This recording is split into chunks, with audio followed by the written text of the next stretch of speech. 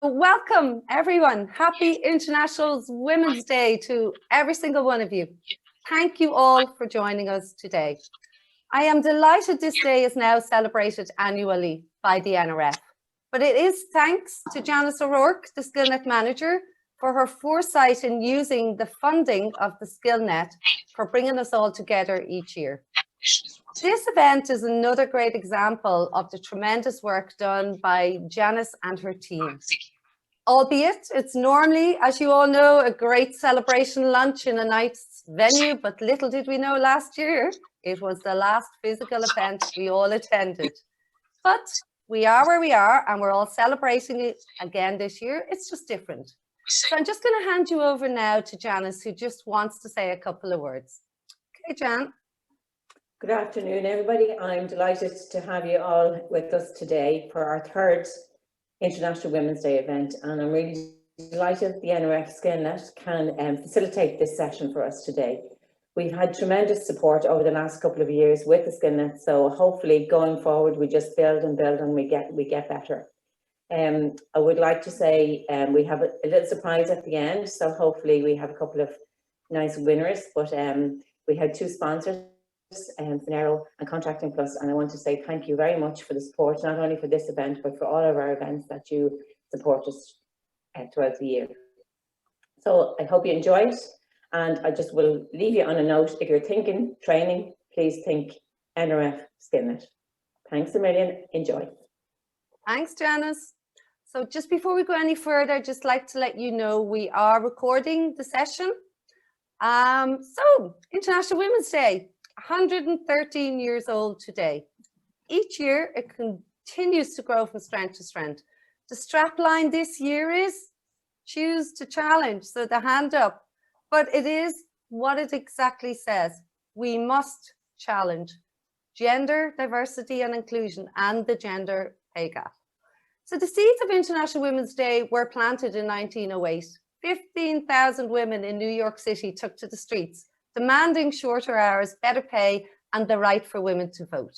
So the first International Women's Day came a year later, but it was only at a conference in 1910 in Copenhagen when a lady called Clara Zetkin proposed that every year there should be in every country a day dedicated to women. And here we are.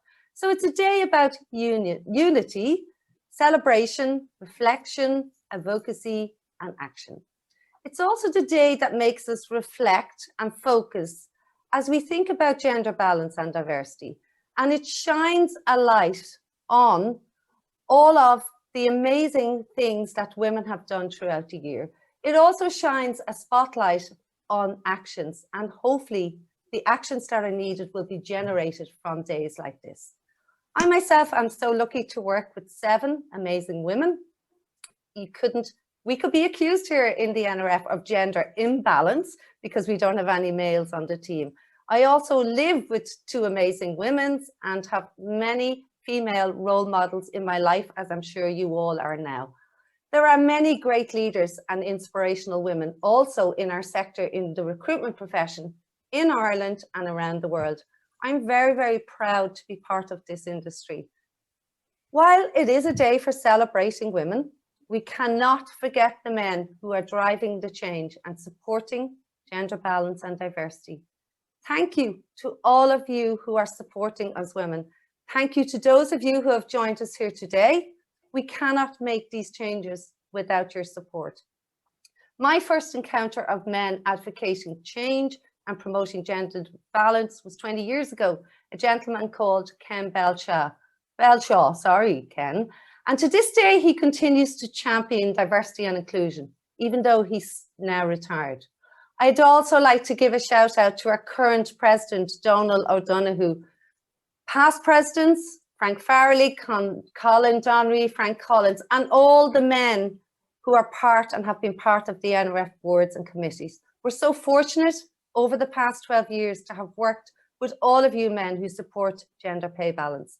You support the diversity and inclusion, and it's evident in your own businesses. You can see where you are promoting the women to leadership roles. One last shout out has to go to Brussels and to Denis Pennell, who advocates this internationally in our sector. So now let's get to the main people of the day, and what a lineup of inspirational leaders we have for you this year. We're delighted to have them all at our event. I know they all had many offers to participate at other forums, but they chose to do this one for us today. Thank you to you all. We're truly honoured. We want this session to be as engaging as possible. So there will be an opportunity at the end for you to ask questions of all four speakers. If you put your question into the chat or just raise your hand and we will give you the floor. So our first guest speaker today is a lady I have watched and admired over the past 8 years. She is founder and executive chair of the multi-award-winning contractor tax and payment management solutions company, Fenero. She started as a one-woman company at the age of 28. She's successfully grown the company to a team of 40 today. They handle over 100 million euros in payments annually for their professional service contractor client base. She is a mum of 2. She was recognised in 2020 as the Accountant of the Year at the Irish Accountancy Awards ceremony. So to hear from this fantastic, inspirational woman, who is a role model for us all, I want to introduce you to Sinead Daugherty. Sinead is going to take us on her journey of how she got to where she is today. So over to you now, Sinead. You're very, very welcome. Thanks a million for that lovely introduction, Ger.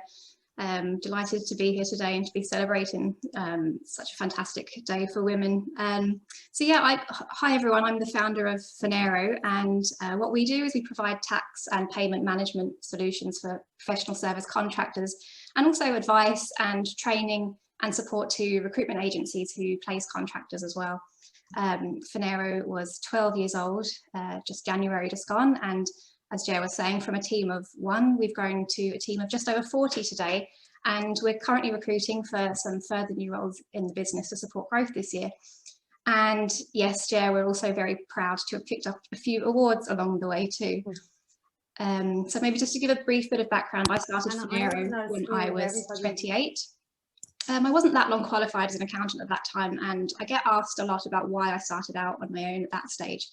And I suppose I'd always felt I would be self-employed, and that was also part of the reason that I chose to qualify as an accountant. I just felt that gaining a really solid understanding of how the numbers worked would give me just a really good foundation, and also it gave me the opportunity to work with a wide spectrum of businesses in different industries, and just to really understand a bit more about how they made their businesses successful. Although the truth of the matter as well as to what was the actual trigger for why I went out on my own at that particular point in time was just one day, honestly, just having enough of my boss, and I just quit. So instead of deciding to look for another job, I just said, why not try out my, I suppose, long-held dream of self-employment? And at the very beginning, my main service was general accountancy and tax services to SMEs and startups. But I had also become aware of contractor tax solutions, and I was really interested in it because I was always so driven to be self-employed. I had a real interest in just the different ways of working, how we work, when we work, where we work, and basically all the different options that are open to all of us, and just how we can choose to work in different ways to really, I guess, fulfill what we want from our own lives.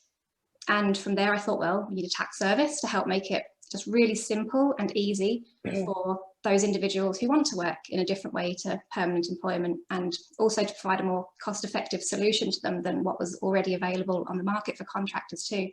So decided to throw my hat into the ring and developed Fenero's contractor solutions offering alongside the other SME services that I was offering. And I can still remember exactly how many contractor clients we had at the end of year 1. We had 1 umbrella company and 2 contractors. So there was quite a hill to climb to get to the thousands of contractors that we have now. The first year was crazy busy. However, really, because I think I was just so determined to make it work. And I was spending almost the same amount as my monthly mortgage on Google AdWords campaigns just to drive new business. And the only other person on the team was the virtual receptionist service that I was using to make the business seem a little bit bigger than it actually was. So I suppose it was time to start recruiting. And from the very beginning, I wanted to ensure Fenero, we attract, you know, the best and the brightest, and I wanted a great tax mind. Luckily, I knew just the person. My fiance, Dave, fit the bill, and sure, I'd made him an offer he couldn't refuse. So in year 2, Dave joined. And by about 2014, we were growing pretty quickly across all services, but I still remained most interested in contractor solution services, and I think I could see what I thought was huge further growth potential and felt we had a real opportunity to make a mark. So we made the decision to discontinue services to our general accountancy clients so we could really focus on exclusively, I suppose, on developing our contractor solution services. And at the time, our general accountancy practice clients accounted for about 50% of our client base. So it was quite a big decision to do that, but we felt the decision paid off because really being able to focus completely on specialising in this space really allowed us to add more value to our customers and our agency partners, which ultimately allowed us to grow rapidly. And today we service thousands of contractors. We have an incredible team of 40 with fantastic people in customer experience, solutions and operations, as well as our technical teams of accountants and payroll specialists and tax consultants. So we've achieved a huge amount, but perhaps it's telling that the quote about entrepreneurship, which still resonates most with me, is one from Reid Hoffman, who is co-founder of LinkedIn. And he said that being an entrepreneur is like jumping off a cliff and building an aeroplane on the way down. And I suppose in those early days, it did feel like every day was a complete scramble. And growing the business was absolutely all-consuming. Even on honeymoon, we had to make sure that the contractors got paid. So we had one other team member by that point, but it meant going off with the laptop for an hour each afternoon down to the hotel foyer, which was pretty much the only place you could get good Wi-Fi. So instead of laying back, drinking sangria by the pool, I was quality control checking contractor payroll. And doing what had to be done also once involved doing a telephone interview with a journalist whilst walking the corridors of Holles Street, waiting to be brought in to be induced on my first child. So you're always told, just say yes to publicity, yes to media. You know, if you get the opportunity, just say yes, because they don't hang around waiting for you. So yeah, there I was in Holles Street and got the call, and it was a case of, yeah, no, it's not a bad time at all. No, fire away. So there was definitely no Monday to Friday, 9 to 5. And I guess it really was just a case of doing whatever needed to be done, whatever it needed to be done. And I'm really proud to be able to say that the business grew. But getting to where we are now has also involved a number of step shifts for me in my mindset as a leader. And one of the reasons that I'm particularly happy to share some of my own story on International Women's Day is simply because women have been so influential in my own journey to where I am today. And my own experience of developing my leadership abilities it's definitely been a story of just the huge power of women supporting women. In the earlier years, I suppose, whilst I always felt capable, I had a hard time sometimes picturing myself in the role of leader of a company the size that Fenero is now, let alone the further growth ambition that we have for it. And I guess my expectations of how I would develop as a leader and what I would achieve as an entrepreneur were much more modest than they are now. And I would say that there are 2 key things really that I would identify as having helped me with changing my mindset. And the first of these would be availing of coaching and mentoring. So I've always worked with coaches and mentors. I still do it now.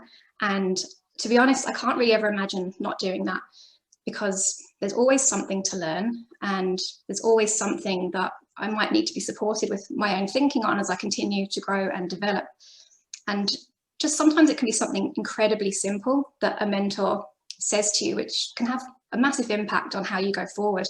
An example that I can share of my own experience was having a mentor really hold a mirror up to me to show me how often I use the phrase "I should." And really through her shining a light on it for me by asking, why should you? I became aware, I suppose, of how much of my thinking and decision making in general was actually coming from trying to conform, I guess, to what I thought were other people's expectations, or maybe just ideas that I had absorbed, but never really thought to question or hadn't questioned enough. So I started to drop "I should" from my lingo, and this seemingly simple shift, it has really altered how I think and how I make decisions. So personally, I believe so much in the power of coaching and mentoring, just due to that firsthand, consistent experience with it over the years, both being on the receiving end of it, but also being that coach and mentor to others as well. So perhaps one of the powerful takeaways you might take away from today is really reflecting on how much coaching and mentoring you're involved in yourselves to support women on their leadership journeys. Perhaps to the more senior experienced attendees here today, both male and female, which women are you mentoring and coaching, either in the companies you work in or elsewhere? And maybe for those of you who are at earlier stages of your career, who have you reached out to ask for coaching and mentoring from? And if no one so far, who will you think about reaching out to? Again, maybe it's inside your company, maybe it's elsewhere. The second key driver for me has been a program called Going for Growth. Participating in Going for Growth for the first time in 2015, it has been really pivotal for me. So what Going for Growth is it's an Enterprise Ireland funded program for female entrepreneurs to support and drive growth ambition. And I learned a huge amount on that program, but to be honest, the biggest impact was just being around other like-minded women, just all supporting each other in a completely non-judgmental way, which is so important. And the openness and honesty is something that everyone in that community always talks about. It's very easy to look to someone who you admire and you wonder, how are they managing to do that? And then I suppose to discover that actually they have very similar challenges and worries and uncertainties as you. It's actually very liberating and really helpful as well. And I've made so many amazing friendships from the Going for Growth community. And I guess I've surely learned that behind every great woman is another great woman answering her frantic texts in the middle of the night. And that strong network of female business owners continues to be incredibly important to me. I suppose to give you an example, groups of us would still meet periodically to confidentially discuss business goals and challenges, to share advice and insight and support, and the odd bottle of wine when there's a really big problem to be solved too. And to me, it just really demonstrates the power of the collective wisdom that we have and what can be achieved when groups of women just decide to get together and just to help and support each other. For many years, the highly influential and important Global Entrepreneurship Monitor research, that's GEM for short, it showed that men were many times more ambitious in respect of their businesses than women were. And this is a really important point, because whilst aspiration doesn't equal achievement, achievement will rarely happen without the aspiration for it having come first. So supporting female ambition is really crucial. And I think another challenge for women sometimes is the stigma around expressing ambition. It's not that women don't feel ambition, it's just that often society might try to suppress it, or women can be discouraged from talking about it. A man is ambitious, a woman is pushy. So words create worlds, and we really, really have to flip the script on this. But the good news is we're making progress. In 2018 and 2019, the GEM report for Ireland observed a step increase in terms of growth aspirations among female entrepreneurs. Just to give you a quick statistic on it, 25% of female early stage entrepreneurs expect to employ 10 or more people in 5 years' time, and that's compared to 39% of men. So this is still a big gap, but it's actually an improvement from where we were, so we are making progress. I was in that 75% of people at one stage who didn't expect to hire more than 10 people. And the reason I shared that with you is simply to show that it is definitely doable. There's so much support out there, and you just have to not be afraid to ask for it. And also, I suppose, not to think that you have to know all the answers to everything before you can even dare to express your ambition. You might not know the answer, but you can have confidence in your ability to figure it out. Lastly, I suppose another important connection to increasing female entrepreneurs actually comes from increasing the number of female leaders in companies. And that's because 2/3 of Irish startups come from middle and senior management roles. And if there's only 1/3 of those positions being held by women, it means there's a much smaller pool of women coming forward to start and grow businesses. Research by bodies such as GEM and Enterprise Ireland and many others have found that a really critical part of supporting these kinds of increases is actually the importance of female role models. Women are actually much more influenced by role models than men are. And it's just that case of can't see it, can't be it. So that's why I think it's just so important that women's stories are shared and heard. And additionally, that we all do lean into coaching and mentoring, both giving it and receiving it. So I suppose in coming to a close, throughout all of what I've been saying, I am very mindful that it may appear that I'm discounting male support in all of this. So to be clear, I'm absolutely not. More women in positions of leadership and power, it's better for everyone. When we lift up women, we lift up humanity. So I'm in no way discounting the necessity and importance of the support of men to accelerate progress. But ladies, I'm just saying, we've got an awful lot going on ourselves. We have so much collective wisdom and spirit, and now is the time for us to really support each other even more, to choose the challenge and to really just drive our collective ambition together. Thank you, Sinead. Wow. For all of you entrepreneurs out there, I'm sure you're so inspired by Sinead's story. I know I am and have been from day one. You can ask Sinead any questions that you want at the end when we have our Q&A. But I think she has given us all a call for action in relation to the mentorship part of a role that we play or potentially could play for our fellow female peers. And it doesn't matter whether you're in the leadership role or not. I think we all can mentor somebody who is aspiring to be whatever that may be to reach their full potential. Sinead, thank you very much. And we will see you at the end of the session. Thanks a million, Ger. So now over to our next guest. Our next guest is a lady I have gotten to know quite well over the past couple of years, but I have been in awe of her capability since I first met her in Brussels, which was about 7 years ago. She is the president of the World Employment Confederation. In other words, she is the leader of the global staffing world. But besides this role, she also heads up the group public affairs activities for the Adecco group, which is headquartered in Zurich in Switzerland, where she lives. She is also vice chair of the OECD Biagalsa Committee and a member of the B20 Future of Work and Education Task Force. She's also a steering group member for both the World Economic Forum, Centre for New Economy and Society, and the Global Apprenticeship Network, GONE. In 2011, she was the young leader of the American Swiss Foundation and president of the ASP Young Leader Alumni Foundation Board. She has been named a Staffing 100 Europe Influencer and inducted into the International 50 of the Global Power 100 Women in Staffing since 2017. I might also add, which is not in her bio, she's great fun. She has a fantastic sense of humor and has been an enormous support to me and the NRF over the years, especially when we were doing our research for the degree in recruiters for Ireland. She is also both written and conversationally fluent in 4 languages.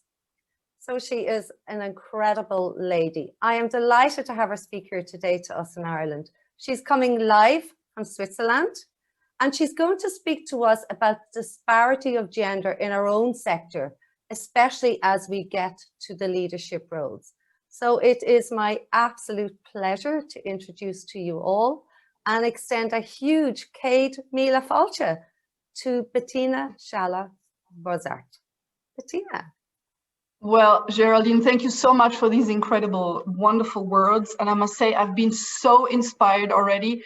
Sinead, unbelievable. Actually, I almost wish that you would, speak on for the rest of this session, but really wonderful, wonderful. As you said, Geraldine, I have the pleasure of joining you from Zurich in Switzerland. And I must say, there's absolutely no place I'd rather be than right here with you right now. Now, indeed, Geraldine, you've asked me to look at specifically women in staffing or women in recruiting.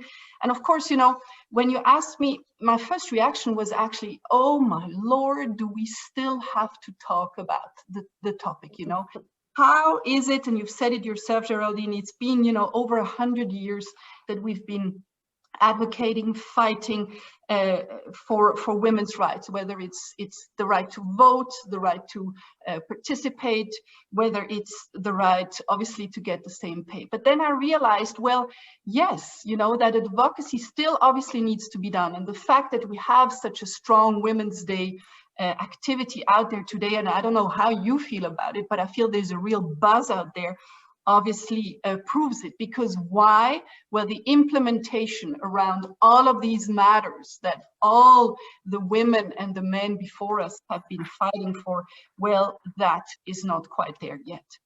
I said to Anna I would raise my hand when it's time for the next slide. So here we go. I wanted to share with you one report, which I'm sure many of you have seen over the years, and it's the World Economic Forum Global Gender Gap Report.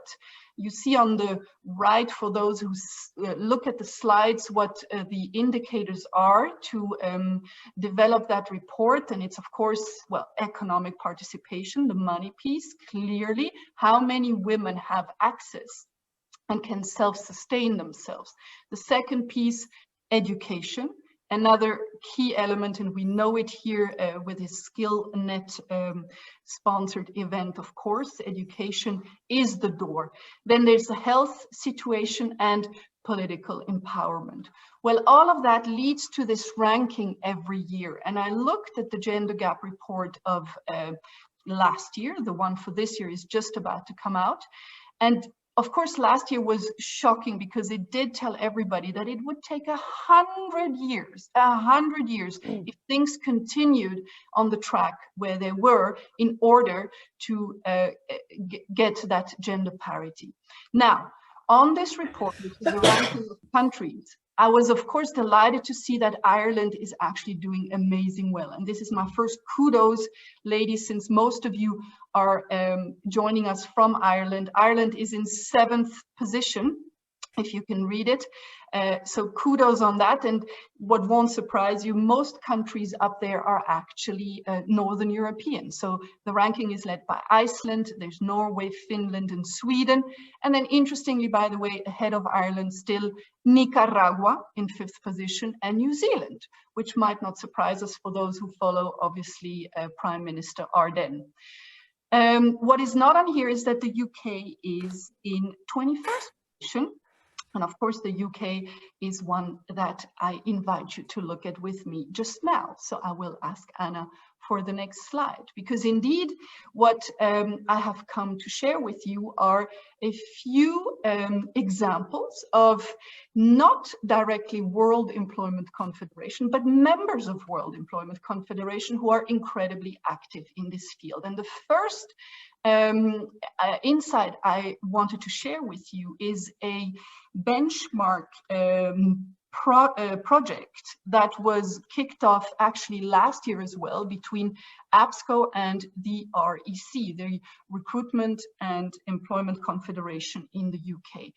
And what they've come up, I think, when I look as well at the very few, because there's actually not that much data around yet, but when I look at this specific report, it's really very telling and insightful. First of all, the respondent profile, you will see here, well, it's a representative sample of sizes of business, and the majority have up to 50 staff. So I think that indicates it is obviously very representative.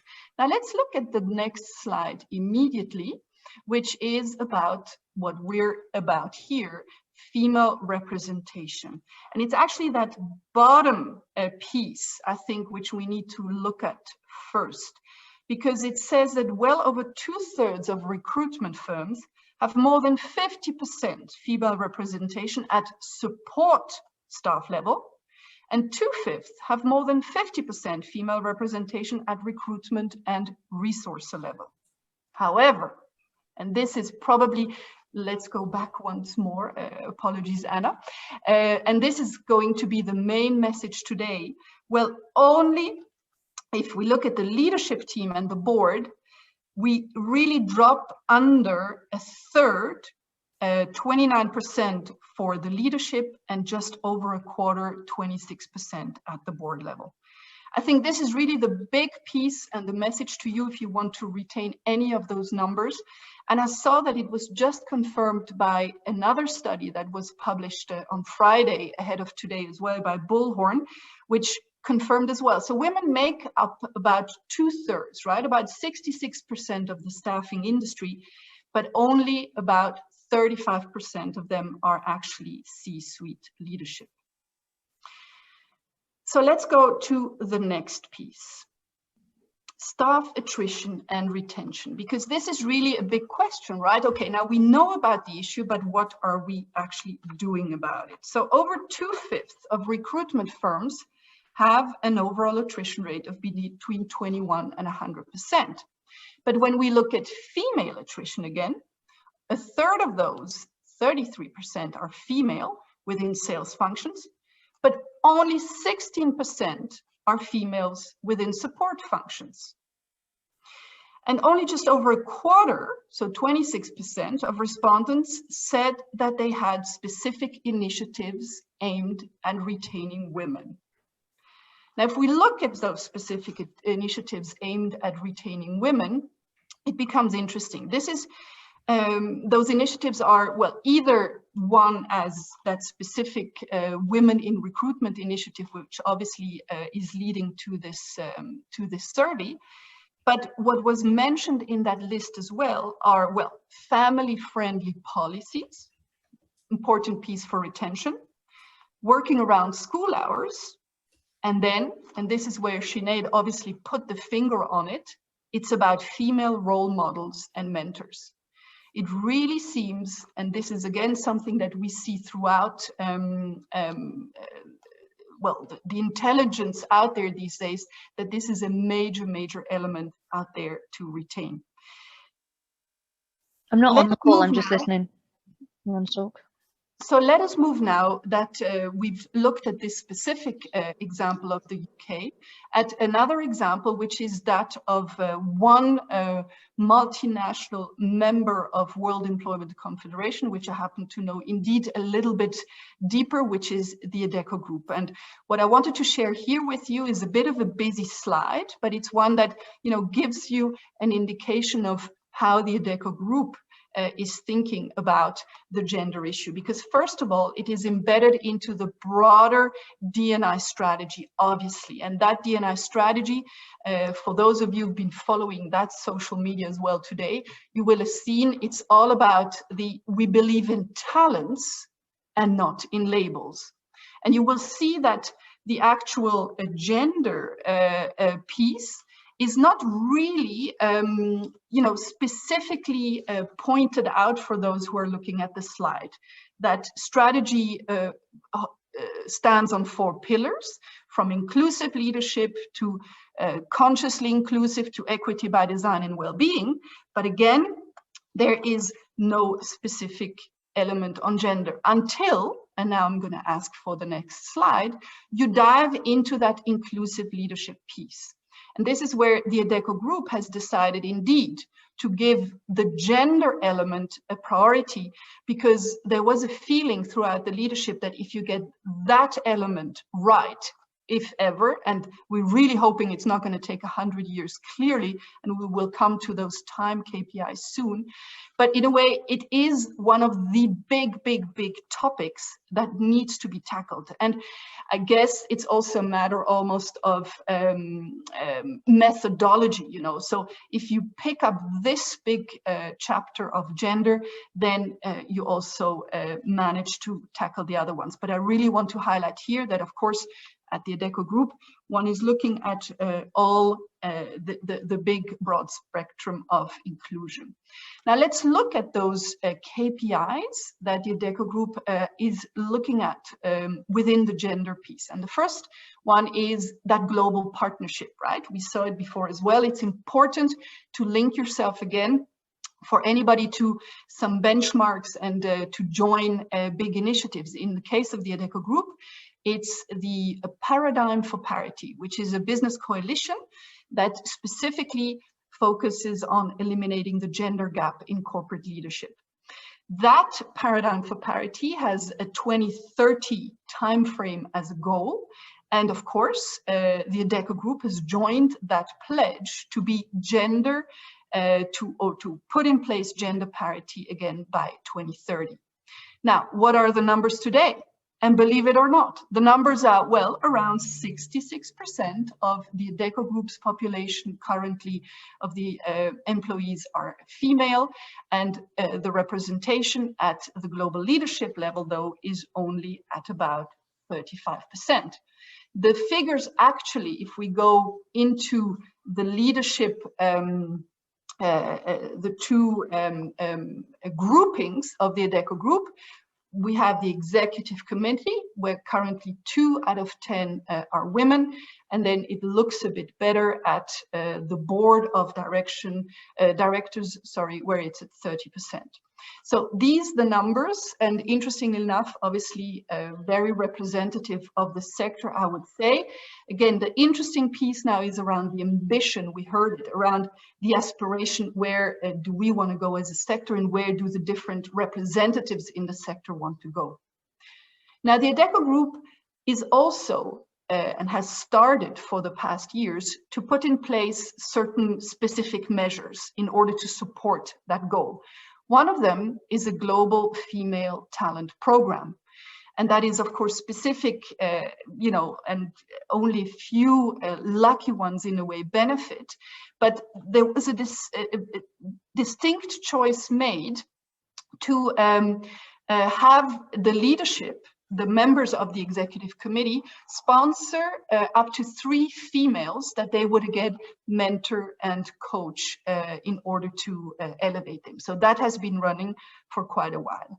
And the other piece is that one of the Adecco Group's coaching arms, called Ezra, is put at the disposal of everybody, of course, but then also specifically young and up-and-coming female talent in the company.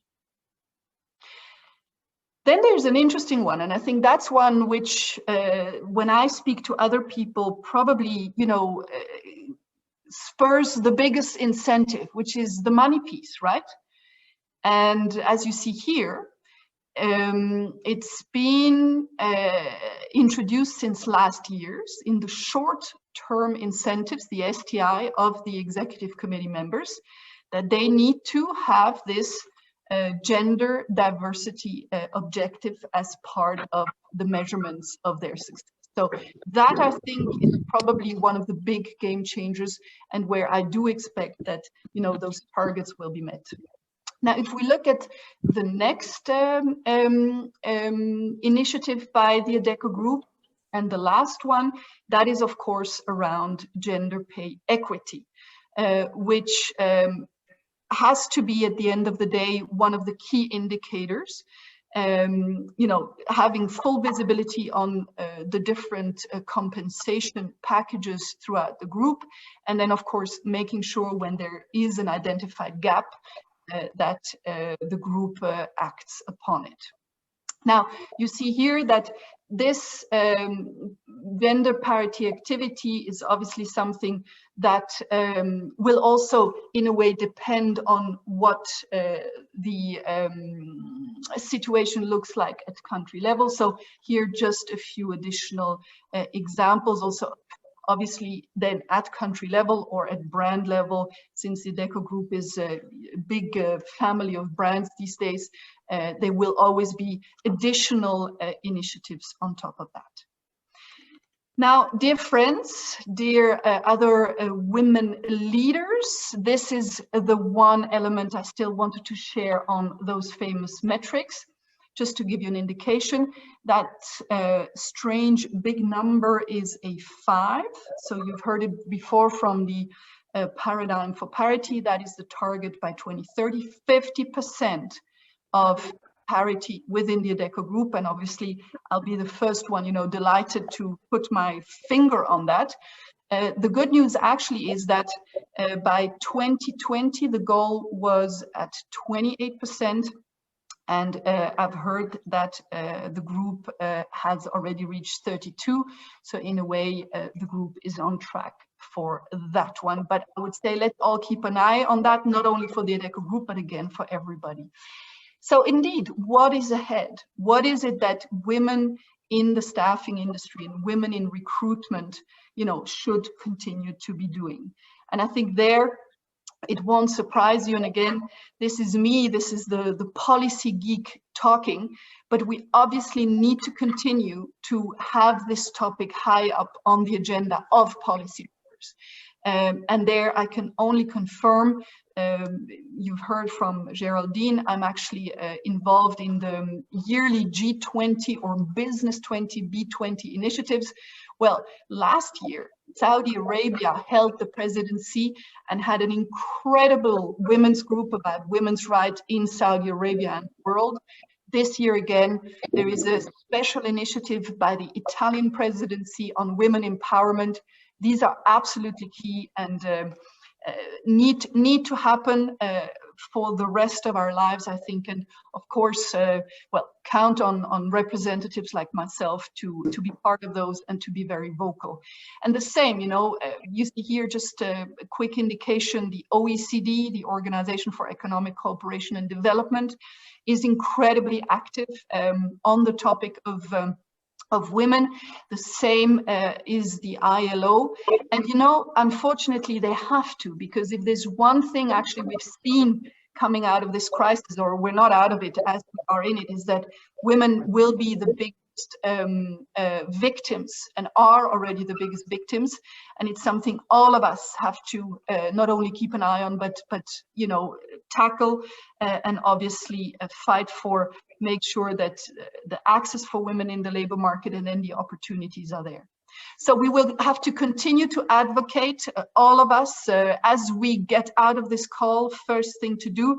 But then also, if we look at the next element, of course, continue to encourage, right? Continue to undertake, as you see here, and look for somebody like me, and Geraldine pointed it out. I have the big privilege of looking at many countries and seeing that wide range of initiatives that exist throughout the world. And you might think again, and another one. And actually, I was just asked to be a founding partner of a completely new approach here in Switzerland. And I immediately said yes, because each initiative, each organization, each project plays a role, right? We need them all. And, we know it's bottom up, it's top down, it's grassroots, whatever it is. But I'm really of the opinion that each and every one of these has its absolute merit and should be supported. And lastly, of course, dear friends, what should we do always? And very much so today, it is celebrating.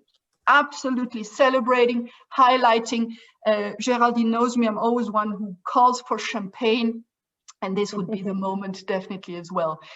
So I wanted to share with you, in the staffing and recruitment industry, there is actually this wonderful and generous spotlight by staffing industry analysts that does look and has been looking for the past few years at the women in staffing, and that has created some rankings on, well, in the United States and actually all over the world, and I actually saw that there was a latest ranking that just came out a few weeks ago. The one that just came out a few weeks ago, I looked at because that actually looks at overall leaders in North America. So the top 100 leaders of the industry in North America. And now this is my own little counting in my corner. I was actually quite unpleasantly surprised, if not shocked though, to see that only 15 out of those current or 2021 edition Staffing 100 North America are women. And out of those, actually only 3 are owners, as far as I could see. So I would say, you know, we just said we've come a long way, but this is probably one of the indications that says we still have a long way to go. And the same for Staffing 100 Europe, which usually comes out in November. Well, in the last edition, out of the 100 European leading staffing and recruitment representatives, only 22 were women, and only 1 of them was an owner. Now, you heard it, my big part of my day is with World Employment Confederation, so I quickly checked up on that as well. I saw that out of the 100, actually 9 were World Employment Confederation executives, and 3 of them were women. So I would say there we're back in that famous, you know, 31/3%, but still a long way to go. And this is the last one I couldn't resist telling you and sharing with you. So the Adecco group, that's TAG again, to give you that insight. Well, 7 out of the 107 were the Adecco group executives. Only 1 of them was woman, yours truly. So here we are. With all of that, dear friends, this was a little bit of the insights I wanted to share with you. And I suggest stay with that. Currently, in the year 2021, 2/3 of women in the recruitment and staffing industry, only 1/3 are leading and executive C-suite ladies. And I really, really challenge all of you on this call, the men, of course, all of you to make that number go up in the coming years so that we can soon all gather together and we can know, well, that it's the gender, but it's mainly the skills. And that is the last word. It's the skills that all of you have that absolutely should make that you are sitting at this table too. Thank you. Bettina, thank you so much for that. And thank you for doing that one, because I know you had to do a lot of research to get the stats. I think we need to see the stats. It's the stark reality of seeing it in writing that helps us to put some actions into place. I think the commonality as well between yourself and what Sinead has said is a huge piece around the mentorship, the leadership, and ensuring that we are supporting each other. So I'm sure there's going to be a lot of questions for you, Bettina, as well. And I'm asking everyone to hold them to the end. So thank you once again, Bettina, and we'll see you in a little while. So now on to our next guest. Our next guest is no stranger to you all out there. He is a regular speaker at conferences and events and a regular media contributor on the future of work. He is and has been for many years an ambassador for women to be included at senior and board levels, and has informed on this topic at many events and on many occasions. He is the managing director of Futurewise. It's a future of work insights company, and he has over 20 years experience in staffing companies like CPL, Hudson, and Robert Walters. He is on the steering committee of the 30% Club, which promotes gender diversity, and he is the vice chairman on the board of the mental health charity Aware. He has published 2 fantastic books, Fun Unplugged and Family Fun Unplugged. These books are designed to take families off their digital devices. And if you haven't read them, I suggest you should. They are great to have in your house, not only for your children, for the adults as well. So it is great pleasure I introduce you to, and he is a former president of the NRF and a great friend of us here at the NRF. So over to you, Mr. Peter Cosgrove. You're very, very welcome. Thank you very much, Ger. Thank you, everybody. Very interesting presentation so far. So you've just got me for about 12 to 15 minutes. So I want to just take you back to a year ago when we started this whole giant remote work experiment. I mean, we're at this situation where we can drive along in our car and somebody in full PPE gear can be pointing a gun in our face, a temperature gun in fairness, and we think this is quite normal. We see people hugging each other through plastic because they're so desperate to hug these days. And of all the weird things that's happened, the big positive is we finally accepted that remote and flexible working can work. This idea in the past that, you know, it was somebody at home doing the dishes, walking the dog while they were pretending to work has hopefully changed.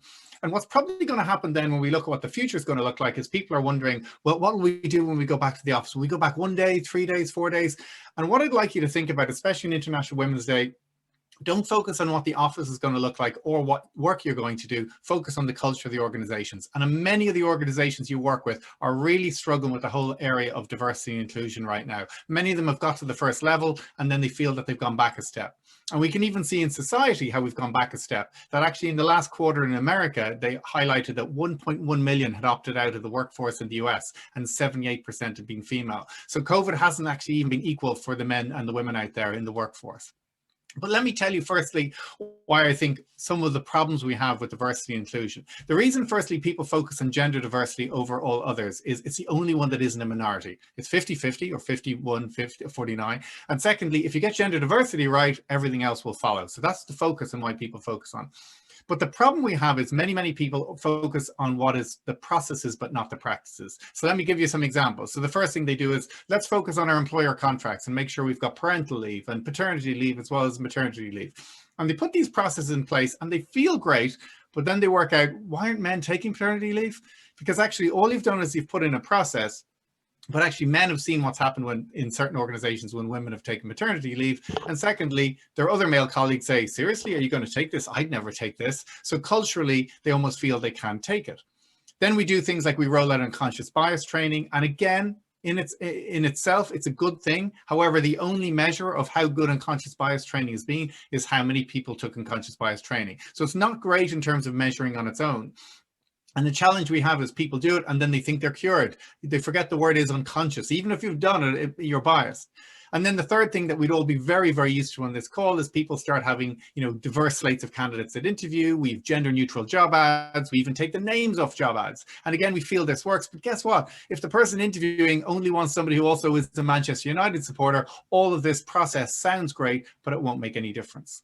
So they're the things we do, and we talk a lot about bias and privilege, but actually what we really got to focus on is culture, because this is actually a long-term thing we got to focus on, nothing short-term. So I'm going to do a quick quiz for you, and you're just going to answer these yourself. I'm not going to actually test you on them, but I'm going to ask you 4 things, and you're going to tell me, is it a complex system or a complicated system? So you're going to have to know the word. What's the difference between the word complex and complicated? So the first 2 I'm going to ask you, a watch, the workings of a watch and the workings of a car engine. Are they complex or are they complicated? And the third and fourth one are traffic patterns and the weather. Are they complex patterns or are they complicated patterns? Now at this stage, a lot of you are going, I kind of thought I knew the difference between complex and complicated, but it all sounds very similar. Well, the thing I want to highlight is the watch and the car engine are both complicated systems. Now, what is this? That means they're causal. There's a cause and effect relationship. They may be rich with tiny little bits of intricate that needs a really expert to fix. But the reality is if they say, hey, your watch is going to take 2 days to fix, it'll probably take 2 days to fix. If you open up the car engine, a clown isn't going to jump out. It won't surprise you. These things are called complicated systems. However, when you look at things like traffic, and you look at things like the weather or even immune systems, these are complex systems. They're dispositional. It may rain today, but to be honest, we're not really sure when. So you interact with these systems, you're in constant dialogue. If it surprises you, it's probably a complex system. Now, why is this important? Because problems in a complex system are not solved, they're managed. You don't go into the garden and come back and go, Peter, I fixed the garden. You tend the garden. So when an organization looks at culture, it's a complex organization system. So you see leaders who put values up on the wall and they go, we've put these values up on the wall. Why hasn't we made this cultural shift? It's kind of like shouting at the weather. It doesn't really work that way. It takes a lot more than posters and talk. It's actually much more into the DNA of the organization. And it really comes down to this leadership. And often people go in organizations I talk to, they go, Peter, actually the leaders really get gender diversity. It's not really their fault, but it's really the rest of the organization. And when I first heard that, I said, no, I've met your CEO. I actually agree with you. And then I thought, hang on, could you imagine a company going, you know what, we really believe in profitability and we're really up for it, but it's our middle managers, they're just not getting it. Okay, we wouldn't give them that free pass. So the reality is, if a company is not getting this right, it's the senior executives who are accountable. You can't say it's too hard. Many organizations out there are putting people, you know, satellites on the moon, and companies like Intel have got rocket scientists. So if they can do work like that, they can sort this out. But we first have to say the senior leadership have to be accountable for this. The second thing we need to think about is this word homophily, which is this phrase, birds of a feather flock together. So I'm going to ask you for a second to consider who your top 5 friends are. So just think who your top 5 friends are. Don't worry, I'm not going to ask you, so you don't have to say, God, I don't want to offend Mary or Jane here. But imagine who your top 5 friends are. Picture them in your head. And now I'm going to ask you in your head, how many of those are of the opposite gender to you? And then if I even extrapolate more, if you take your age, what age are your top 5 friends? If you're married, are they married? If you have a university degree, do they? If you're white, are they? If you're heterosexual, are they? And you start to go, oh my God, look, my friends are pretty much a carbon copy of me. And often people will argue, yeah, but Peter, there's a reason for this. The reason is, you know, I grew up in Ireland and I was in a single sex school. Reality is you have a neighborhood, you've traveled, you've had the whole world to kind of connect with anyone you wanted. But we have certain people that make us feel comfortable, and often they're very like us. Why would we possibly think that when we went into the organization that we'd suddenly start hanging out with people who are very different than us? It's not natural that we would do this. So we need to understand that. So when a man walks into a boardroom and there's 11 other men and 1 woman, it's not the same as when a woman might walk in and there's 11 men.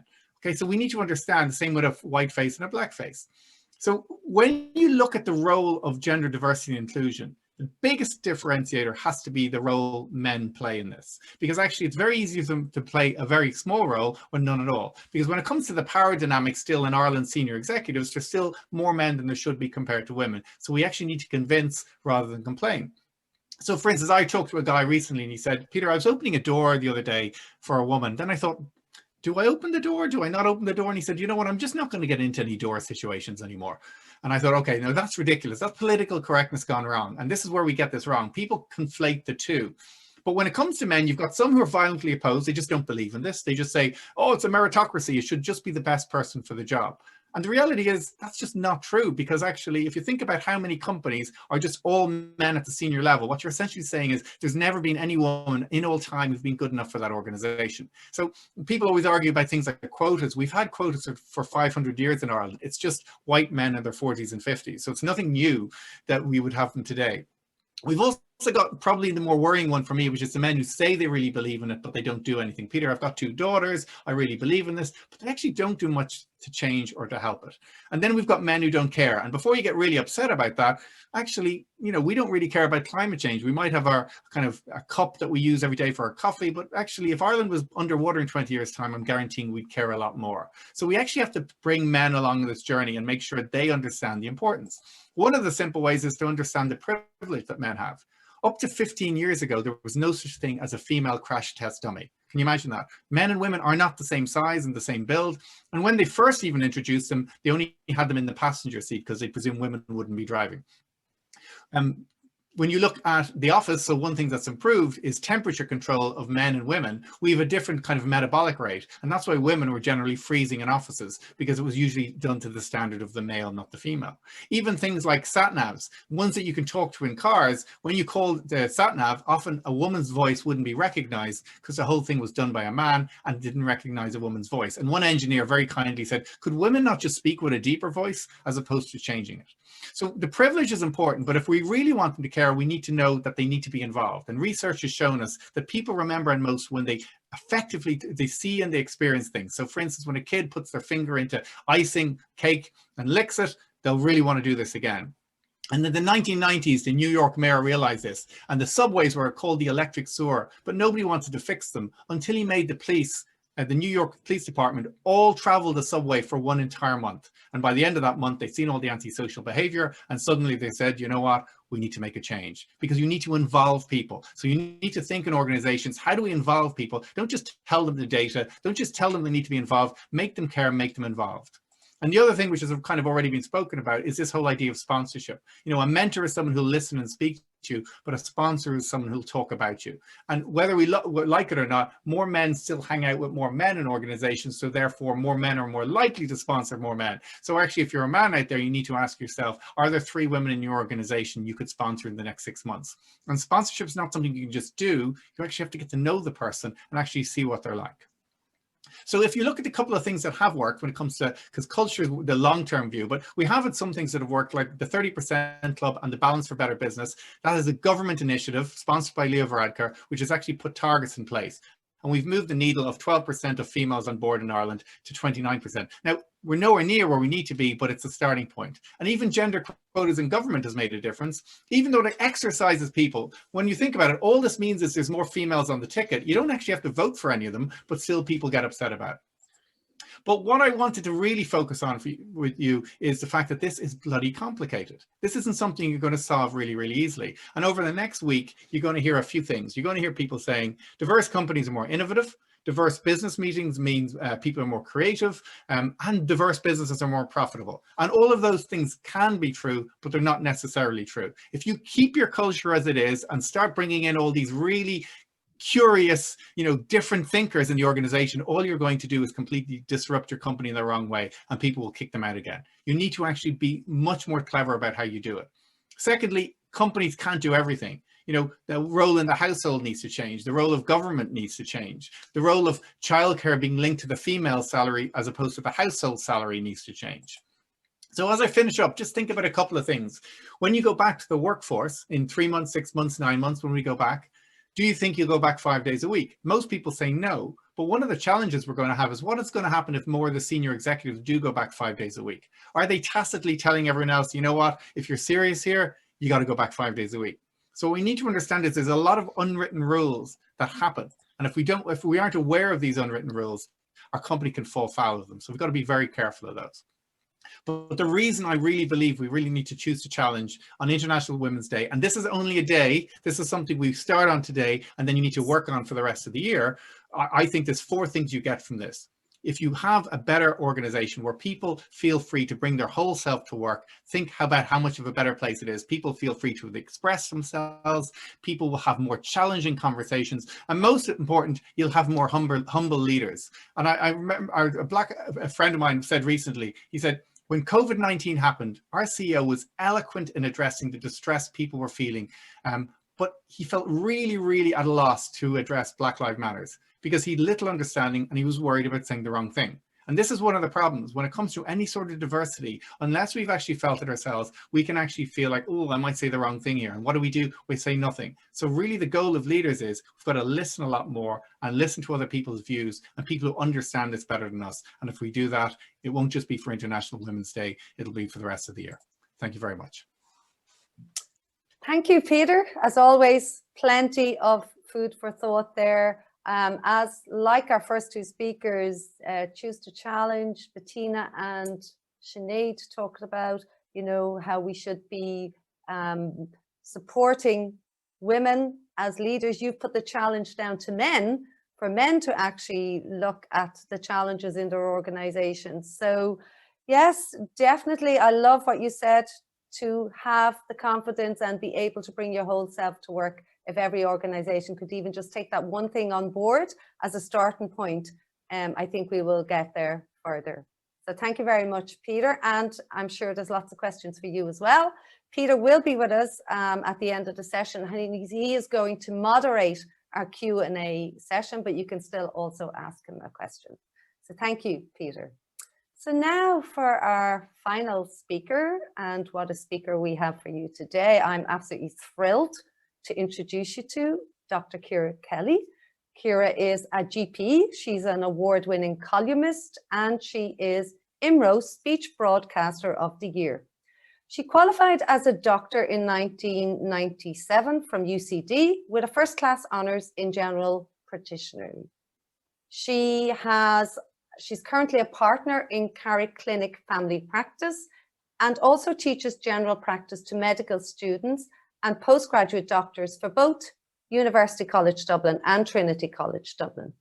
She was also a former assistant director of GP training in University College Dublin. She was previously the medical expert on RTE's IFTA award-winning Operation Transformation for 5 seasons. She was also a presenter on RTE's Doctor on Call, which specialised with a team of doctors, medical professionals and reporters who brought the ultimate guide to health and wellness. In 2017, Ciara presented a 3-part documentary series on RTE called Body Shopping. The show explored the highs and lows of cosmetic surgery, and it deep dived into the reasons why people wanted to undergo such procedures. She was previously the resident GP on Virgin Media's The Morning Show. She is also a regular contributor to other shows, including Ireland AM, The Saturday Night Show, Cutting Edge, The Restaurant, and Claire Byrne Live. She has presented a number of episodes of The Sunday Show on Virgin Media.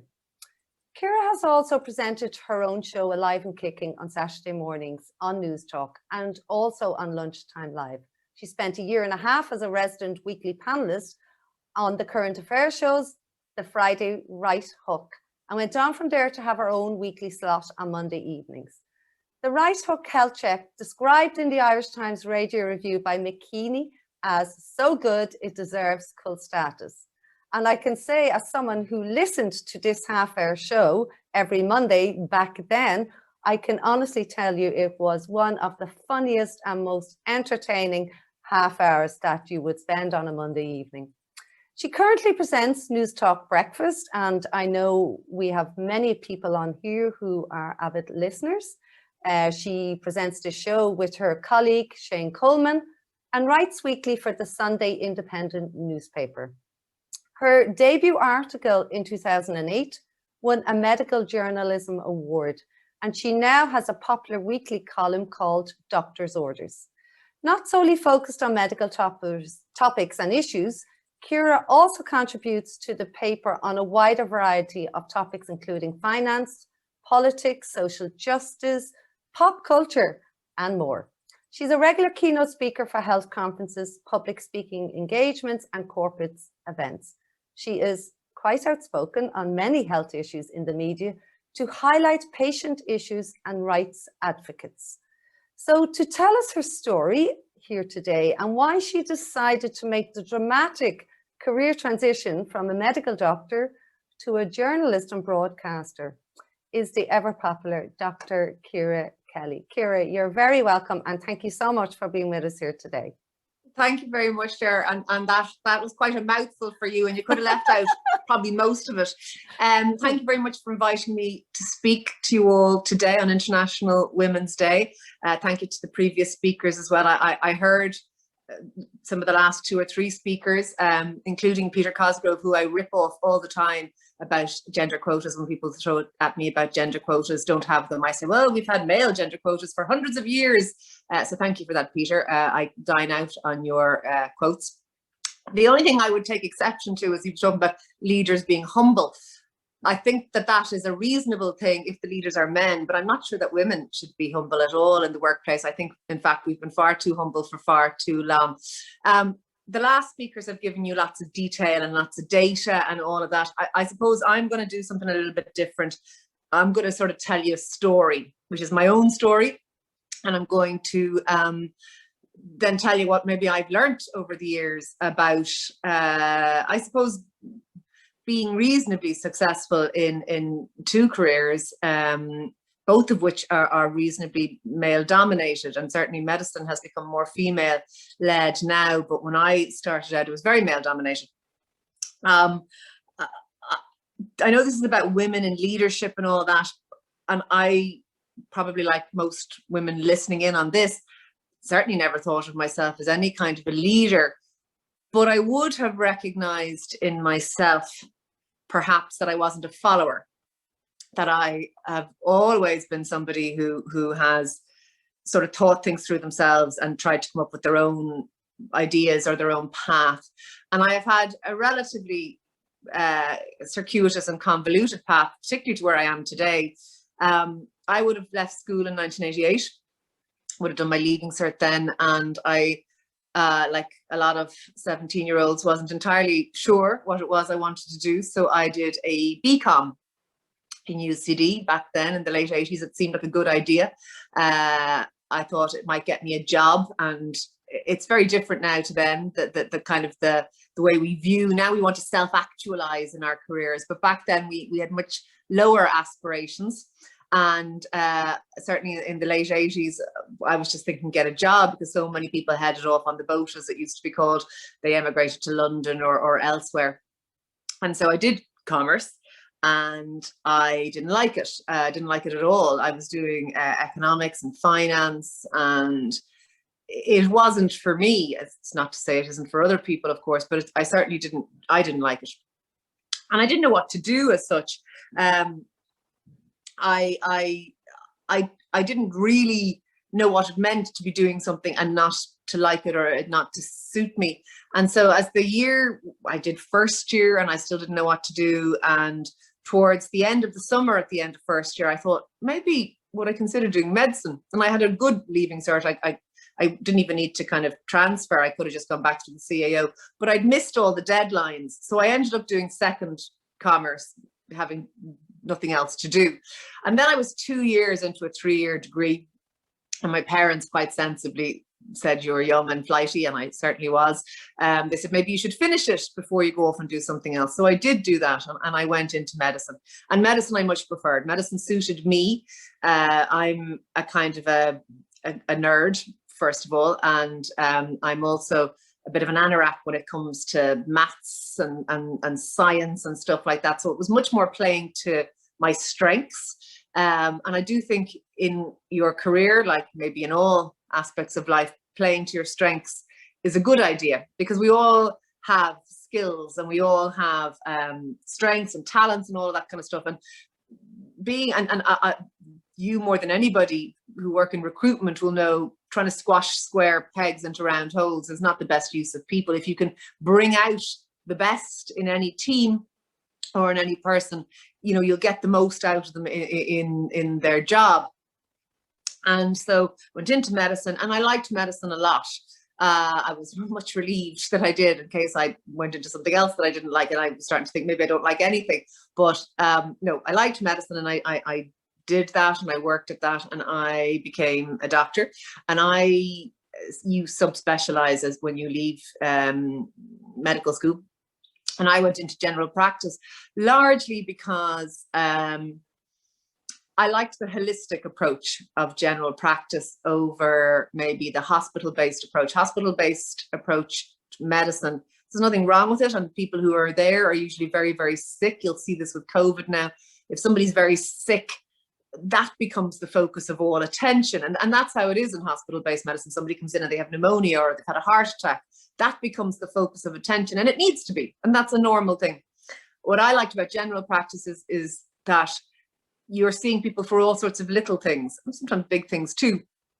But because of that, you aren't necessarily just focused in on one disease. You sort of see them as a person, and you also see them in the context of their lives, with their families and their homes, and intergenerations of families and all that kind of stuff. So to me, it was a much different reflection of a patient and of a person. It's much less hierarchical than hospital-based medicine, which is very structured and tiered, and almost, certainly the training in hospital-based medicine is very hard and harsh, and is almost, I've often said it, militaristic in how hard it drives student doctors and young doctors. So GP is quite different. It's not as hierarchical. It is very holistic compared to hospital-based medicine. And the last thing, and again about playing to your strengths, is I don't overly like authority. I never did. I was the girl in school that was always in trouble for giving cheek and not listening and all that kind of stuff. So in medicine as well, I liked the idea of being self-employed, being my own boss, not having to answer to anybody. And, you know, other than obviously ethics and medical councils and people like that, which was fine. So it suited me, and I did that. And actually, it turned out it suited me in another way too, because over time, I started, lots of GPs have what's called a special interest. So you might do lots of mental health or lots of dermatology or stuff like that. And one of the things that I had an interest in was lifestyle medicine, which is where you, I suppose, you manage, you know, your sleep and your diet and your exercise and all that sort of stuff for optimal health. But I also turned out I quite like communications. And so I, as a GP, was allowed to speak to the media and things like that in a way that you're not always as a consultant. We see more of them out now because of the pandemic, but up until relatively recently, it was kind of frowned on for hospital consultants to actually speak to the media. So anyway, it suited me, general practice, and on I went, and I got to do a bit of teaching in it. A lot of the things that Geraldine listed up there, I don't do anymore. I'm not working as a GP anymore. I work full-time in the media. But anyway, I was able to do things. I was able to dabble in the media, and how it started that I dabbled in the media was it was all very random, and it was all like throwing a pebble into a pond and watching ripples come out, because I was offered an opportunity, as you might see it, to write an article in Sunday Independent out of the blue. And the only reason I was offered that opportunity was because my daughter was in school with the daughter of a journalist, and it was as random as that. And there was stuff going on health in the media. There is always stuff going on health in the media. And I had been discussing it with her, and she said, would you write about that in public? People would love to hear from a doctor. And we kind of forget now, because all we hear from is doctors, how little doctors used to put their heads above the parapet and say anything, to be honest. So when I ended up between the jigs and the reels, and between a lot of humming and hawing and a lot of fear on my part about doing it, I wrote an article in Sunday Independent. And I did that thinking and genuinely believing, because I had no way of thinking anything else, that it was a one-off, that I, you know, and one of the reasons I did it was I thought it would be kind of a nice thing looking back on my life, as it were, to say to my kind of grandkids, oh, I wrote in the papers once, and I thought that would be kind of a cool thing. And I never expected it to become a career. I never expected it to become my main career, because that was not on the cards. 10 years ago, this wasn't my life as is, was not on the cards at all. 10 years ago, if you had asked me then, in my late 30s, you know, where will you be in 10 years' time? I would have said, I will be a GP, I will, you know, be tootling away in Greystones, doing whatever. All of those types of things seemed very much like my life was mapped out for me. And I think a lot of people probably feel that way about their lives. And it wasn't a bad thing. I had a life I liked, but it is now a different life to that one. And how that happened was, I wrote the article. The article actually got a bit of attention, partly, yes, because there were not many doctors who were saying anything in the media. Partly it was a fairly hard-hitting article at the time. And the next thing I knew, I was getting phone calls from the Department of Health and asking my opinion on things. And I was underprepared for it, to be perfectly honest. So this strange thing sprung from that. The Sunday Independent then started to ask me to write more articles, which I didn't expect either. And then I was asked to do local radio here. I live in Greystones, so East Coast FM asked me would I come on and chat to them about things. National radio in the form of Newstalk asked me to do stuff for them.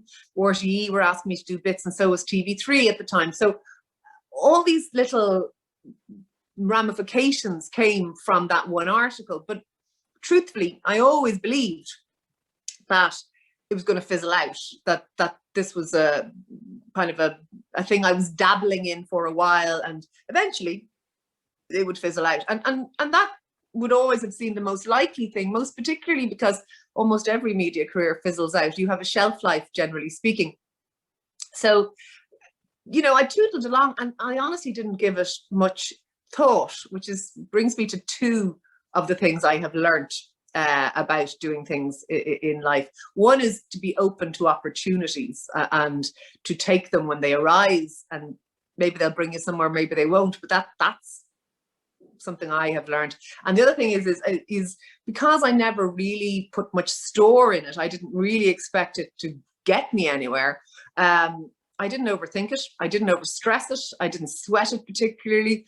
And I think that that's another thing I have learned, that often we do overthink things and complicate things and make life a little bit more tricky for ourselves than we need to. And that can be counterproductive in terms of your career. Sometimes you need to wing it.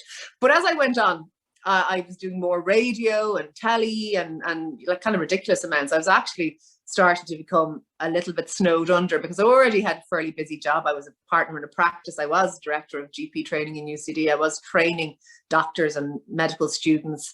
So I was busy. And then I was doing this stuff on top of it. And I was kind of scratching my head going, something's got to give here. I'm doing loads of this and I'm enjoying it, but it's, you know, it's a bit much. But one of the things, and Ciara mentioned it, was I used to do this thing called the Friday Right Hook, which was a panel show on George Hook's old radio show. This is back in about 2014, so it's about 6 or 7 years ago, maybe 2050. And I used to do it with Shane Coleman, who's now my co-host on Newstalk Breakfast, and George Hook, and Dave McIntyre, who's a sports commentator on Sky Sports. And I did realize, I liked that gig so much. I liked my Friday afternoons so much that they were actually my favorite part of my working week. That foursome, the four of us, and how that came about was I was a contributor very regularly on the Right Hook about health, but then I started being rolled out for working women and parents and God knows what. George, if he liked you, kind of threw you in left, right and centre because so many people he didn't like. But anyway, I was used a lot and became kind of a friend of the show, as it were. And the Friday Right Hook, I realized it was my favorite part of the week, which created in my mind the germ of an idea. And that's just the very beginning. And I was already in the media 6 or 7 years at this stage with little bits that I thought, wow, could this be a job? Could I actually do this as a job? And I was looking at the three guys I was in studio with, George, Shane and Dave, and they were all full-time broadcasters. So it was their job. This is what they did for a living. And I realized I really liked it.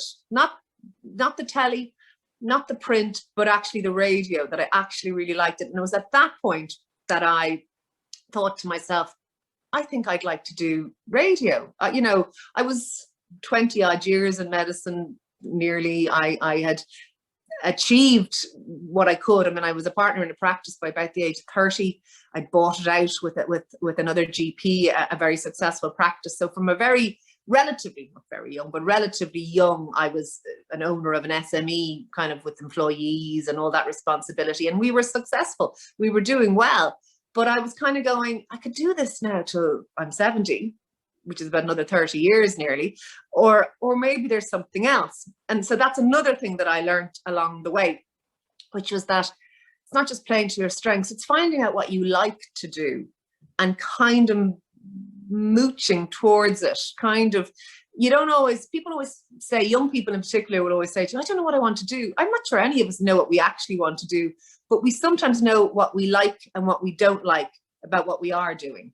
And I was kind of mooching towards stuff I liked and maybe mooching away from stuff I didn't like. Now, I wouldn't say I didn't like general practice, because I did. There was aspects of it that were hard. It was very long hours, a lot of paperwork and bureaucracy, and a bit of a grind in that sense. But I found myself kind of mooching towards things that I liked doing. And as I say, away from sorry, a notification popped up there. And mooching towards things I did like. And I would advise anyone in their career, if you want, to me, success is not about making money. It's not about accolades or status or any of those measures of success. To me, success is getting to do what you enjoy as a living. If you can find something, and I know it's that, oh, I never work a day. Of course you work your ass off. I work my ass off all the time, even now. But I enjoy it. And spending my working life doing something I enjoy is a huge plus. So, and I had it in my head that I might like to work in radio. So in my naivety as somebody who had, you know, was reasonably confident and also had been reasonably successful in medicine, I rock up to Newstalk management and elsewhere looking for advice about how I might achieve this. where I was told no on certain terms, yeah, no. That's not going to happen. The people who become presenters are people with a background in current affairs and politics and journalism, and look at them all. Look at all your other presenters here, other than maybe George, who was a big personality and very high profile. Everybody else was people who were grounded in that stuff, and that's not going to happen. You know, basically. And I learned something there too about resilience, because it's very easy as a woman to be told no. We're often told no, and because we aren't always people's first thought for, you know, if you look at all the measures that have come out, there's an interesting report during the week about women, you know, in politics and stuff like that, saying women are not put up against, even in winnable seats, against male incumbents and stuff. They tell women no, even good women, even talented women. So I was told no. And my response to that was one that you should remember, because it's a good response. It's okay, so that's a no for now. How do I turn that no into a yes? And they honestly didn't know what to do with that question, because they were expecting no to mean that was the end of the conversation. I sort of refused to allow the conversation to end. And that continued over time. And then through a series of just turning up and working hard. And I also realized that the only way they would take me properly seriously was to probably raise my profile elsewhere, because if I couldn't get a direct line to a presenting job in Newstalk, I needed to do stuff. So a lot of what I did in terms of television and RTE and writing in the papers and all sorts of things was with a view to making it harder for them to ignore me for the role I wanted, if that makes sense. And so on we trundled. I still had no gig, and we got a new CEO, and he wanted to meet people for coffee. He was kind of networking in the station, and I was barely worth meeting for coffee, because all I was a contributor, but I was kind of a high profile contributor at this stage. And so I met him for coffee, and I thanked him very much for coffee, but said I was thinking of moving to RTE because, you know, there was no options for me in Newstalk and RTE. And it was true, RTE had asked me if I would consider making a series for them, but that was all a series. And if I would consider maybe doing some Phil and Sean O'Rourke rather than on George. So I had some chats with RTE, but it didn't really amount to a hill of beans, to be honest, which is not quite how I presented it to Tim Collins. And before I knew it, 3 weeks later, I had a weekend job in Newstalk. He was like, no, I said the magic words, by the way. And there will always be magic words that unlock doors. I said, thank you very much for all the good training and opportunities you've given me here, because I know RTE would never have looked at me if you hadn't. They hate that. They absolutely hate that. So I anyway, was given a weekend gig in Newstalk. And also I was allowed Phil for George as his presenter, as his Phil presenter, which is kind of like training wheels. So this was a big step up for me, and we tootled along.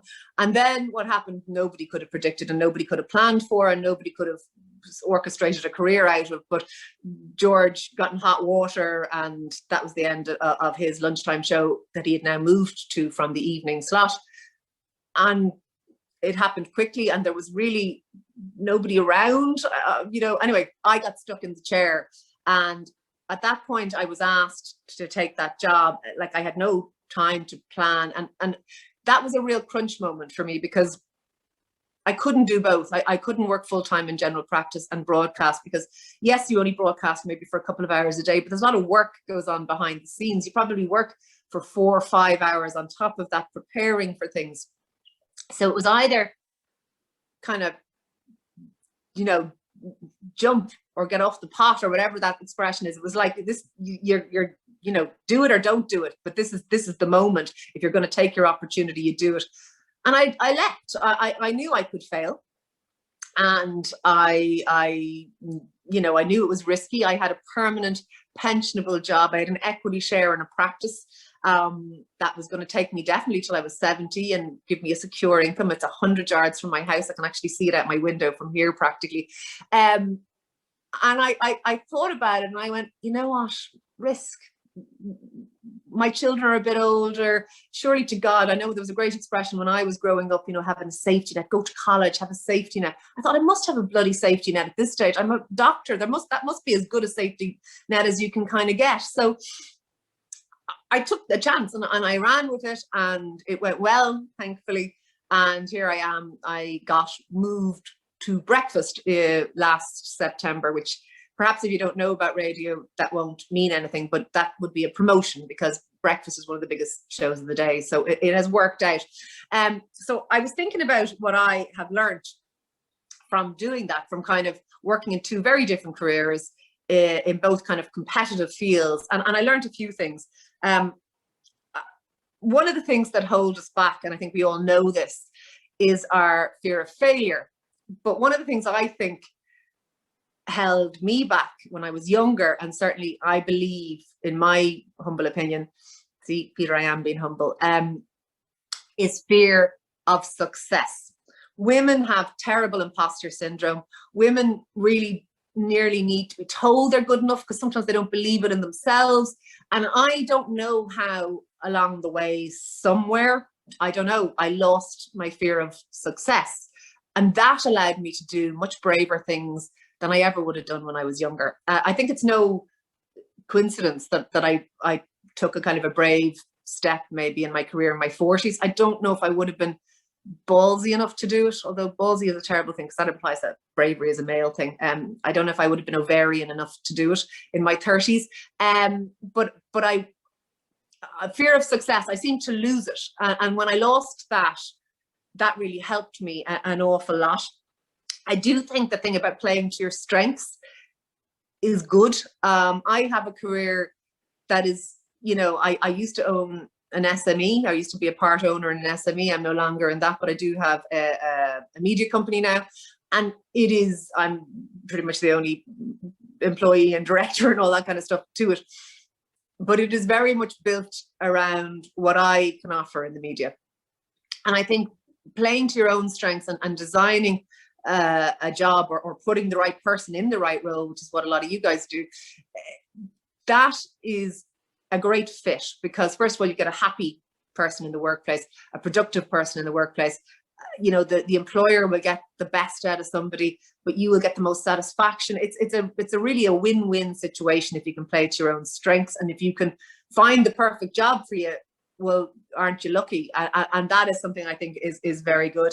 I look back now on the first move I made, which was from commerce into medicine, and it interests me now because at the time I had no sort of perspective on it.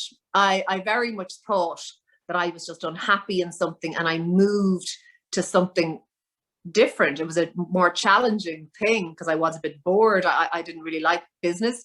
But at the time I thought that was an isolated thing, that I just didn't like commerce. I now see that in the context of my life, that I have repeatedly given myself bigger challenges because I do get bored, and I now know that about myself. And I think that's a good thing too, that you learn about yourself and you learn about what suits you. And I do feel that sense of I'm someone who responds to goals and challenges and needs them and wants them, even if there's a bit of risk involved. And I think you will have employees like that as well. I think resilience is huge and is key. And as women, we need to have it, because you will get knocked back. You will be told no, you will be passed over, but you don't give in, you don't give up. Never give in, never give up. That would be my advice to people. I also think sometimes, and I've had this conversation with a lot of younger women, particularly when I was training doctors, a lot of younger female doctors, we're kind of waiting to be invited to do things, kind of waiting for a partner to invite them, or, you know, into a role or stuff like that. I remember at one stage, a colleague of mine when we were much younger was very annoyed. She was working in a practice. She had worked her absolute ass off. I mean, it was a really tough job, probably 70, 80 hours, weeks. And she was there keeping the head down, working really, really hard. A male colleague joined the practice. He was also in our year in college. And within a year, he'd been offered a partnership, and she was fuming. She was really angry.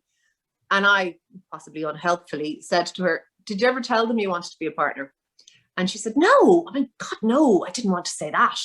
And I said, "Maybe they didn't know. You never mentioned it. If you never tell people what you want, and if you only expect that they are going to be, you know, looking as you as I say, as a paternalistic person looking after the girls. No, sometimes you have to not only not be invited, and you have to demand entry. You have to say, I want this. In fact, I won't even stay here unless I get this. This is the path I am on. This is the goal I have. You tell me what I need to do to get it. But that's what I want. Don't be afraid to ask for what you want. Honestly, if I hadn't asked for what I want, I definitely wouldn't have it, because I had to ask for it several Ciara, times. can I jump in? Can I jump in on you for a second? Because we're just going to try and ask it. There's a few questions come in, so I want to ask you all questions. But firstly, Ciara, brilliant. You might have lost a few people when you said success is not about making money, but that's just the audience you got here, Ciara. Okay. But you did remind us. I make a few bob, Peter. You did remind us of a time where the only doctor we listened to was Ciara Kelly. God, for those simpler times, you know. But one question for you first, and then I'm going to ask Bettina and Sinead, is when you went into a fairly male-dominated media world, and you also weren't an expert on media, because, you know, it wasn't your first career, like, how did you fake it till you made it kind of thing? What kind of tricks would you have had to feel like you belonged there? Well, you're absolutely right. I did fake it till I make it. And I have a good game face. So when I don't know something, that's the face you get. So I would actually act, and I would keep the head down if I was out of my depth. And I was out of my depth continuously, because we would have these pre-production meetings where people would be talking and naming journalists and naming people who are second nature to these people. I now know who they are, but I didn't in the beginning, because I could have named like oncologists and things to beat the band, but that was no use to me. So I just kept my head down and tried. You know that thing about don't open your mouth if you're going to look like, you know, don't open your mouth in case you look stupid, because if you do open your mouth, well, all doubt will be removed. I just kept my head down. If I didn't know something, I shut up. So I knew when to not talk. And the bits I did know, I, you know, presented myself as knowing about. You've got to kind of just, you know, it's a bit of a game, isn't it? You making a good impression is a bit of a game, and we need to learn how to do it as women. And the media is all fake anyway. And one of the things I used to tell myself all the time was, look, you know, okay, you don't know everything. Okay, you're a bit out of your depth here, but half of these Egypts clearly are too. We can all see that there's so many spoofers around the room. Like, is that the tweet you wanted to put out, Ciara? Ciara, is that the tweet you wanted to put out after this? Half of them are Egypts around the right. No, I'm joking. No, that's, but you know what? You do know what I'm saying. Oh, absolutely. You're right. No, it's a brilliant point. And I just want to ask Sinead and Bettina the same question, really. From your own experience, what advice would you give to female leaders on this call, or to people who are mid to senior level? Sinead first, what would you give? Yeah, well, I suppose I've already highlighted my thoughts on coaching and mentoring, and that's come up a few times. But I think maybe another useful piece to highlight is probably some advice that people don't always get, and especially women don't always get, I think. And that's actually, I think, to really ensure you're developing like your actual strategic business acumen as well. So look, it is really essential to develop our leadership skills and our confidence and our presence and all of these things. And especially women, I suppose, are often working on those areas. But you really do need to understand just the business strategy of the company that you work for. And just, I think, to be really clear. Sinead, you started your own business. You started your own business at 28. Like, give the advice for lots of self-starters who want to do the same. What would the first thing you'd tell them to do? I think a little bit to Ciara's point. I think you know, take the leap. There's probably a good chance you're never going to feel like you're totally ready to do it. But you know, do have given it some thinking beforehand. Be clear, like, for example, on how long your savings are going to last, or what your fallback position is going to be in case it doesn't work out. Similar to Ciara, as a qualified accountant, I kind of thought, what's the worst that can happen? I can always go back. But yeah, and just ask for help and advice. Like I was saying when I was speaking, from everyone. Don't think you have to know it all. It's not possible to know it all, but just don't be afraid to ask and put yourself out there. Just do it. Great. Bettina, same question for you. What advice would you give to women in the staffing sector, I suppose, because that's the people on the call? Yeah, well, look, Peter, I mean, it's been said, the mentoring, the sponsorship, and you brought in a little element there. I think at the end of the day, it's really connect yourself, right? And connect yourself to leading women out there. I think one piece that I'd like to add, and it's probably one of the few that we haven't heard, is it's build your brand. And I mean, if you're already in the sector, you've been around, you know, a few months, a few weeks, a few years maybe, but go and find that one thing that's going to be typical for you and, you know, go down that route, right? And then, you know, post on it on social media, for instance, but just make yourself known around that specific thing. And then the last thing, Ciara, you mentioned it. I mean, if you don't speak up, if you don't have a voice, don't expect people, you know, to hear you. So that is absolutely key. And then, of course, it's the way you communicate as well. So have that voice, that is in you, take it out and ask, you know, be present, be out there. Can I say one thing, Peter? Because Sinead said Absolutely, something really, Ciara. really interesting. She said about, you know, taking the leap and the confidence and all this stuff. We know that men will go for jobs that they are 30, 40% qualified for. We know that women wait till they're maybe 80 or 90%. No, I know it's going to sound like bad, but be the woman that has the nerve to look. We're all there. It is a meritocracy ultimately, and although it's got bias within it, but you have to realize you don't have to be 100% perfect to be able to do a job, and you learn on the job. And sometimes it's about being brave and having a wallop of self-belief, to be honest. Fantastic, fantastic. And unfortunately, time is against us. Ciara, I would have loved, apart from your huge resume, to ask you about what happened in school, because if you didn't like authority, there's probably a suspension in there or something. We could have got into it, but probably for another day. I think we're out of time, Mark. I think time is up. I think we're wrapping up. So fantastic speeches. I'm just going to finalize by handing over to Geraldine King, and thank you all. Ciara? You're on mute, Ciara.